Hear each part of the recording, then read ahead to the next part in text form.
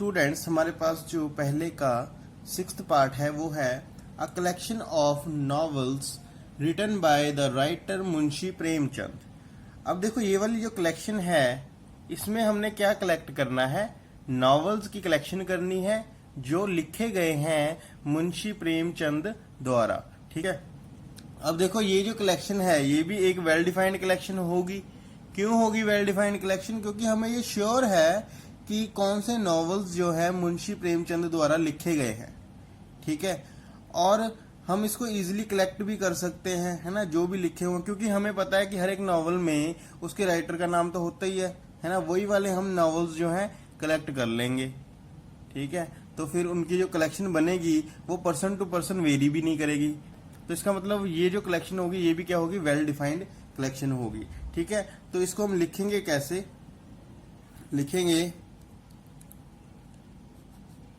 As the collection of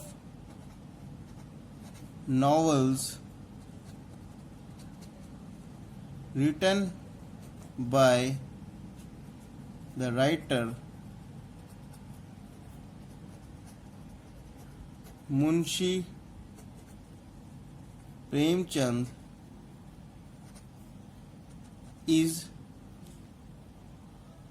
known and it can be easily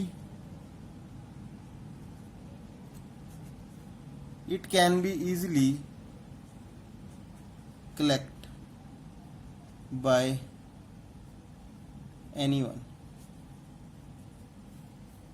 and it cannot vary from person to person. So this collection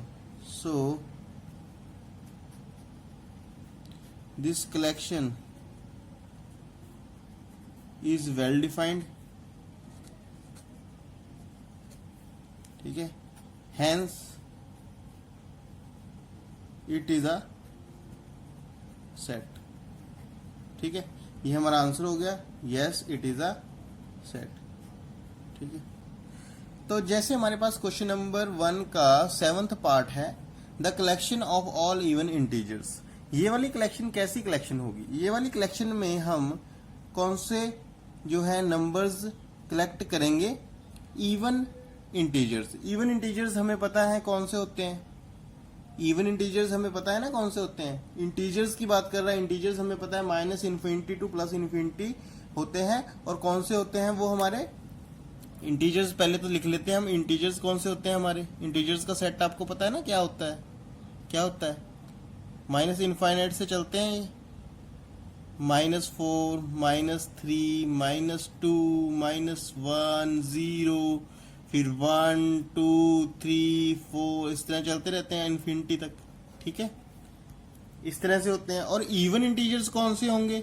जो 2 से divide होते हैं, जैसे 4, minus का 2, ठीक है, फिर 0, फिर 2, 4। ठीक है, इनकी कलेक्शन की बात कर रहा है। अब देखो ये सबको पता है कि z जो हमारा होता है मतलब सेट ऑफ इंटीजर्स ये होता है, और हमें पता है कि इवन कौन से हैं, तो हम वो कलेक्ट करके रख देंगे ना। ऐसे पर्सन टू पर्सन वेरी तो करने नहीं वाली ये वाली कलेक्शन। ठीक है, तो हम क्या लिखेंगे?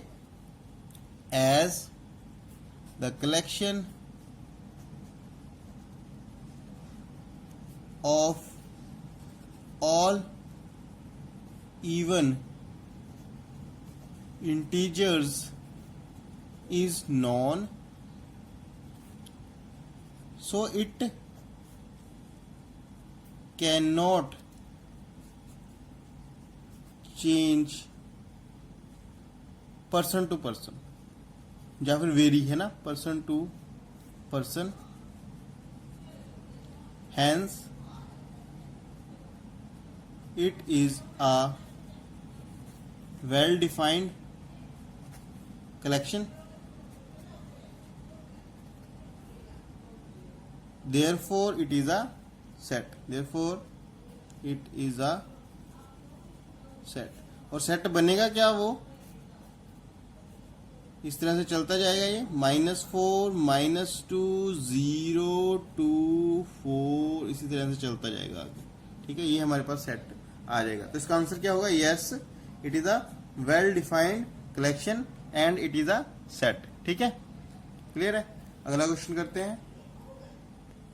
अब हमारे पास देखिए ये जो 8th क्वेश्चन है वो है the collection of questions in this chapter. तो ये जो चैप्टर हम पढ़ रहे हैं उसमें जो भी क्वेश्चंस हैं उनका कलेक्शन है। तो ये अब देखो चैप्टर जो हम पढ़ रहे हैं इसमें जो क्वेश्चंस हैं हमें पता है क्या क्या क्वेश्चंस हैं, हम उसको कलेक्शन में डाल देंगे। ठीक है, और वो जो कलेक्शन होगी हमारी वेल डिफाइंड ही आएगी, वो चेंज थोड़ी ना होगी। हमें पता भी है, हम इजीली कलेक्ट भी कर सकते हैं।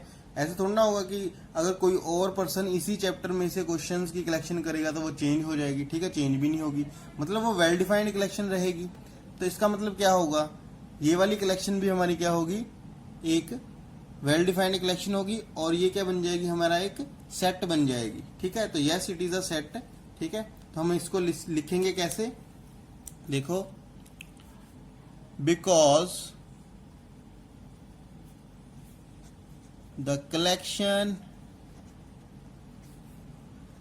of question in this chapter is known and it can collect easily and cannot be changed, and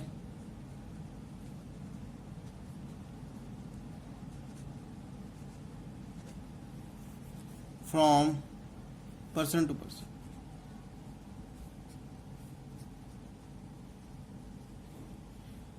ठीक है, तो क्या होगा ये, hence it is a well defined collection,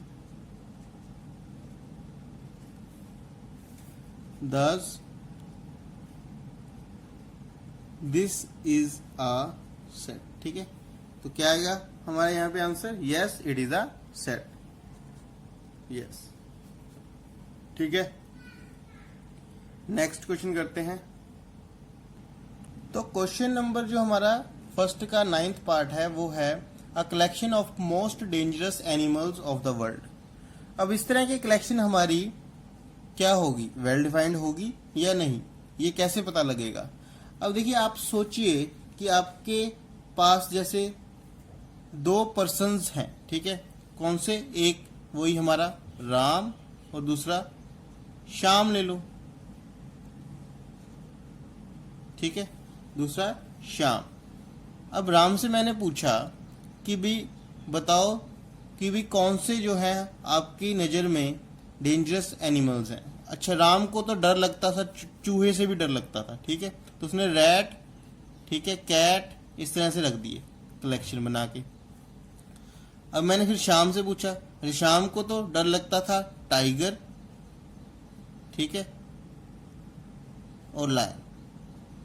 ठीक, तो इस तरह से उसने रख दिए। अब देखो पर्सन टू पर्सन ये कलेक्शन क्या हो गई, वेरी हो गई ना। मतलब डेंजरस को हम डिफाइन नहीं कर सकते, डेंजरस को डिफाइन करने का कोई हमारे पास मेजरमेंट टूल नहीं है, है ना, या फिर कोई पैरामीटर नहीं है। ठीक है, तो फिर इसका मतलब क्या है, ये वाली कलेक्शन जो है चेंज हो रही है पर्सन टू पर्सन। सो इसका मतलब क्या है, ये कलेक्शन वेल डिफाइंड नहीं है। तो लिखेंगे कैसे इसको, as collection of most dangerous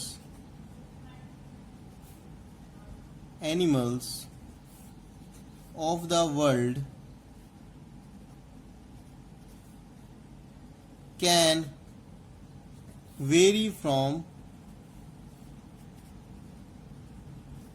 person to person ठीक है, so it is not a well defined collection. Hence, this collection is not a set. ठीक है, तो आंसर क्या होगा इसका? नो। तो क्वेश्चन नंबर सेकंड जो है हमारा क्या है, जिसमें हमें एक सेट दिया हुआ है, सेट ए, जिसके अंदर एलिमेंट्स हैं 1 2 3 4 5 6। ठीक है, हमने क्या करना है, इंसर्ट करना है सिंबल बिलोंग या फिर डज नॉट बिलोंग। ठीक है, इसका मतलब क्या होता है, बिलोंग्स टू। ठीक है, और इसका मतलब होता है डज नॉट बिलोंग्स टू। ठीक है, इसका क्या मतलब है कि अगर कोई एलिमेंट, इसको हम एलिमेंट बोलते हैं ना, 1 2 3 4 5 6, ये क्या है, सारे एलिमेंट्स हैं ए सेट के।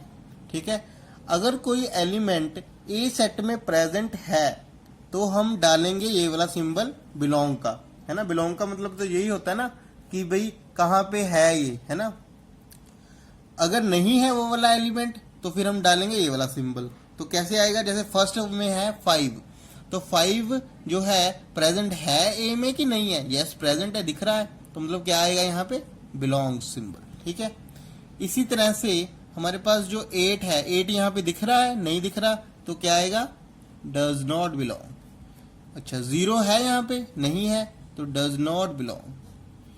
4 है यहाँ पे, यस है, तो बिलोंग्स। ठीक है, इस तरह से 2 है यहाँ पे, यस प्रेजेंट है, तो बिलोंग्स।